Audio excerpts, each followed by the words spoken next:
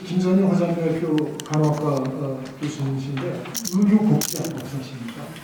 교수님은 건강보건관 신뢰 전문 요원, 교육 전문 강사와 현재 국가자격 보건교사협회 정책이사로 계십니다. 발제 부탁드립니다. 포럼 부탁드립니다.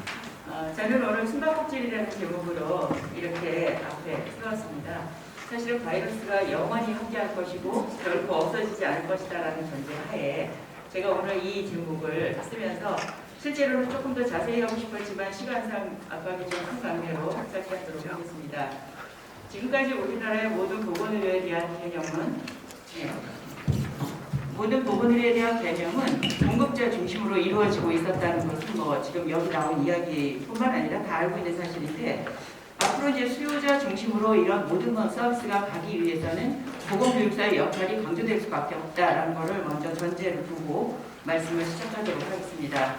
특히나 코로나 이 지금 바이러스가 처음 시작된 게 아니고 인류의 어떤 시작과 더불어서 이렇게 계속되어 왔습니다. 그래서 교수님들 지금 가지고 계신 그 자료 중심으로 해서 제가 간단히 말씀을 드리면, 일단 기본적으로 사람을 중심으로 한 모든 그 건강에 대한 것은 일단 이론으로부터 저는 접근을 좀 해야 되지 않을까. 그리고 특히 발제자이신 이주열 교수님 말씀하신 헬스 리터러시에 대한 이 내용이 제가 항상 주장하고 있는 내용과 일치된 부분이 있었고, 이러한 내용은 원헬스라는 이제 과거부터 온 개념하고 연결을 해서 인간 스스로의 어떤 노력도 중요하지만 인간을 둘러싸고 있는 환경, 그리고 동물까지도 건강하지 않으면 인간은 결코 행복할 수 없다, 건강할 수 없다라는 부분을 먼저 말씀을 드립니다. 그래서 83조의 그 건강증진 이론에 건강 개념부터 제가 넣었었는데 참고를 하시고요.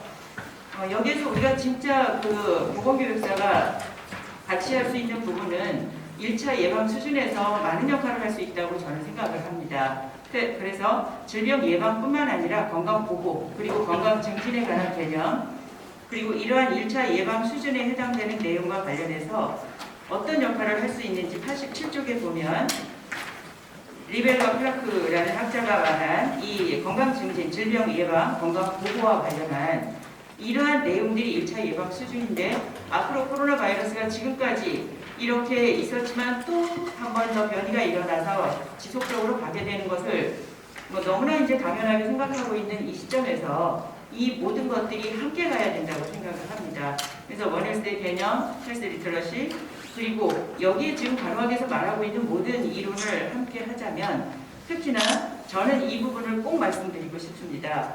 그 밑에 프리시드 프로시드에 대한 보건 뒤의 과정에 대한 이 모형이 있는데요. 그 중에서도 그 87조 하단입니다. 이 부분에서 특히나 사회적 가정 단계라든지 또는 역학적 가정 단계 다음에 교육 및 생태학적 가정 단계가 있는데, 헬스 리터러시가 바로 이 부분에서 굉장히 많은 역할을 할 수 있는 내용이 되고요. 이러한 내용들은 특히나 우리 보건교육사가 어떤 부분에서 역할을 해줄 것인가 라고 한다면, 수요자 측면에서 봤을 때 이런 모든 건강 정보에 대한 이해 능력이 충분히 높아져야 되고, 이 부분에 근거해서 이런 교육적인 능력을 조금 향상시켜야 한다라고 저는 생각을 합니다. 특히 건강증진 사업에 지금 우리가 헬스플랜 2020 이제 진행되고 30으로 가고 있는 이 시점은 앞으로도 통합 건강증진 사업에서 지속적으로 봤을 때 특히 교육이 강조될 수밖에 없는 이런 상황이고요. 이러한 것들은 그 뒤에 관리 체계와 맞물려서 그 88쪽에 보시면 국가의 대응 체계가 있습니다. 국가의 대응 체계가 있어서 국가가 할 일이 있지만 사실 국민도 할 일이 있다는 거죠. 그래서 이런 모든 내용은 국가만 책임이 있는 것처럼 마치 몇 프로가 몇 프로가라고 한다면 두 자리, 세 자리, 두 자리, 세 자리 지금 이렇게 숨바꼭질을 계속 하고 있는데, 이것은 꼭 국가만의 어떤 한정된 것이 아니라 보건교육사를 10분 활용을 해서 이런 국민들의 어떤 그 건강 정보에 대해서 이해 능력, 인지 능력을 조금 더 향상시켜서 이 두 자리, 세 자리가 한 자리가 되고 마무리에 이런 모든 그 국민들이 좀 건강해질 수 있다는 이런 방향으로 저는 가야 된다고 생각을 하고요. 특히 원헬스의 공동 노력을 통해서 이 환경에 대해서도 저는 꼭 이런 관심을 가지고 보건교육사가 노력을 해야 된다고 생각을 합니다. 90쪽에. 그래서 이러한 내용들을 보건교육사가 어떻게 할 것인가라는 거죠.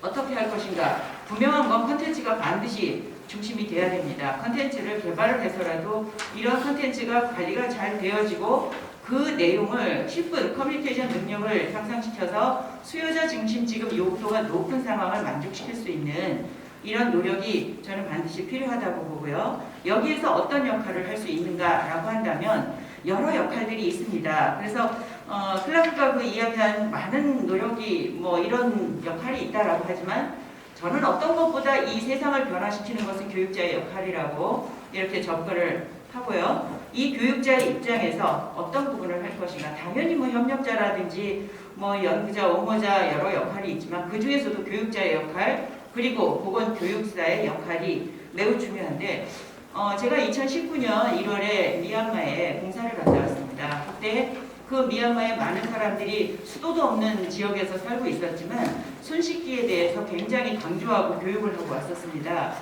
이거는 이제 결국 뭐냐면 우리가 질병의 어떤 그 발생 시점을 보면 이 감염고리 환을 이루고 있잖아요. 그래서 이 감염고리 환의 어느 하나만 차단을 해도 질병은 발생하지 않는다라는 이론에 근거해서 저는 손 씻기를 강조하고 왔었습니다. 그런데 코로나가 이제 오게 된 거죠. 그래서 지금 이러한 것들이 간단한 것 같지만 결코 간단하지 않습니다.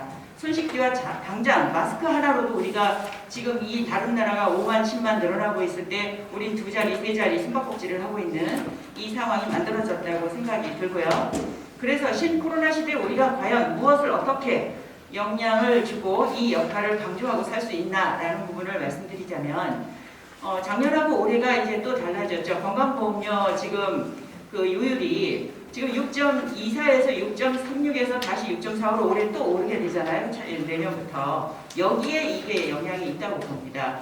다시 말하면 보건교육사는 당연히 교육을 한다는 이 개념이 아니라 그 교육을 통해서 국민들이 자기 스스로 건강 문제를 찾아내서 건강 문제를 충분히 관리할 수 있는 능력을 만들 수 있는 역할을 보건교육사가 해야 된다고 생각을 하는 겁니다.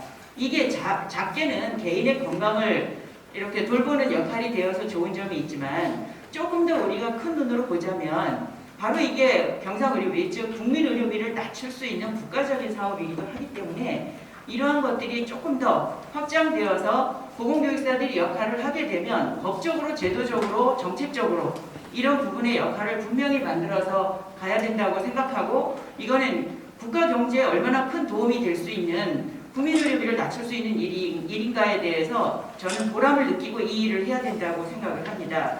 향후에 이런 과제라든지 이런 내용에 대해서는 특히나 우리가 알고 있는 지식이 많다 하더라도 가장 큰 문제는 전달을 어떻게 할 것인가에 대한 문제입니다.